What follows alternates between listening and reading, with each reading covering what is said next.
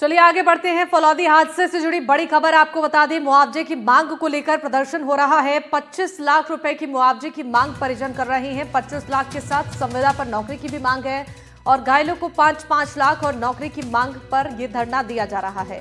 PMO की तरफ से मृतकों के परिजनों को 2 लाख रुपए की मुआवजे का ऐलान हुआ है और पीएमओ की तरफ से घायलों को 50-50 हजार रुपए की सहायता राशि दी जा रही है।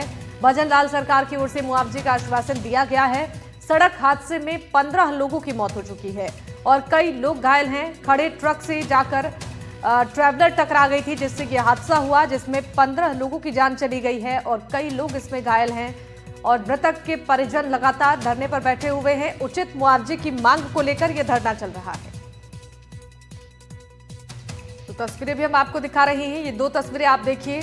अस्पताल के बाहर भी धरना दिया जा रहा है और माली समाज और कांग्रेस की ओर से भी ये धरना प्रदर्शन जारी है। लगातार मुआवजे की मांग को लेकर ये धरना हो रहा है। आपको बता दें कि संविदा पर नौकरी की भी मांग परिजन कर रहे हैं, लेकिन अब तक कोई आश्वासन नहीं मिल पाया है।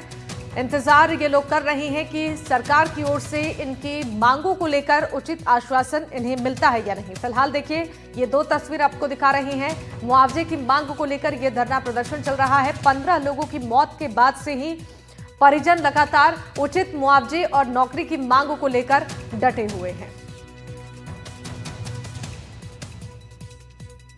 फलौदी सड़क हादसे से जुड़ी ये 2 तस्वीर हम आपको दिखा रहे हैं। वे कम से कम 25 लाख का मुआवजा और एक आदमी को नौकरी और घायलों को 5-5 लाख रुपए पर मेंबर दिलाए और कम से कम जो लोग गए हैं उनके परिवार को कुछ थोड़ी बहुत सहायता हो जाए और एक नौकरी मिल जाए तो आने वाले टाइम उनका अच्छा होगा। घर के घर खत्म हो गए। 15 एक मोहल्ले में से 15 डेथ होना और एक घर में से 3-3 4-4 लोग जाना, पूरे घर खत्म हो गए और लोगों की बहुत बड़ी पेचीदगी है।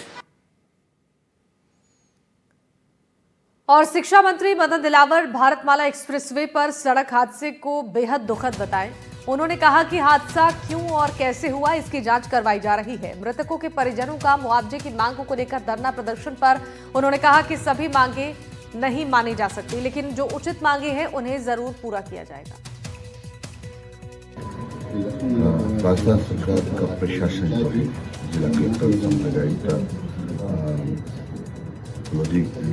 जिला कलेक्टर, जोधपुर जिला कलेक्टर, सब तब से ही यथोचित कार्रवाई कर रहे हैं, मुस्तैदी से कार्रवाई कर रहे हैं। सामान्यतः 9 बजे के बाद होता है और प्रोटेस्ट तो होता ही, मुआवजा मिलना ही चाहिए और यथोचित मुआवजा जो अभी तक देते आए हैं वो मुआवजा सरकार देगी, ऐसी घोषणा माननीय मुख्यमंत्री जी करने वाले हैं।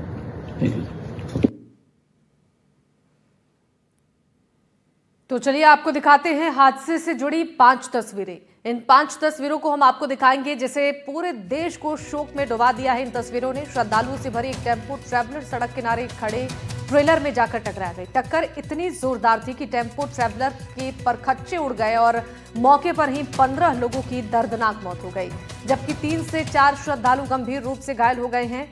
मिली जानकारी के मुताबिक ये टेम्पो ट्रैवलर जोधपुर के सुरसागर क्षेत्र से श्रद्धालुओं को लेकर बीकानेर के कोयलायत में कपिल मुनि आश्रम दर्शन के लिए गई थी और दर्शन के बाद श्रद्धालु घर वापस लौट रहे थे। रात करीब 8:30 बजे जब टेम्पो ट्रैवलर मतोड़ा इलाके में पहुंची तभी चालक ने सड़क किनारे खड़े एक ट्रेलर को नहीं देखा और तेज रफ्तार बस उससे जाकर टकरा गई। हादसा इतना भयावह था कि बस का अगला हिस्सा पूरी तरह से ट्रेलर में धंस गया। ये 5 तस्वीर हम आपको दिखा रहे हैं। इस पूरे हादसे से जुड़ी ये 5 तस्वीरें हैं। पहली तस्वीर आप देखिए कैसे ये टक्कर होती है और दूसरी तस्वीर तब की है जब हादसे के बाद चीख पुकार मच गई, कई लोग घायल हो गए और 15 लोगों की मौत हो गई। वहीं तस्वीर हम आपको अस्पताल की भी दिखा रहे हैं जहां पर इस वक्त घायलों का इलाज चल रहा है।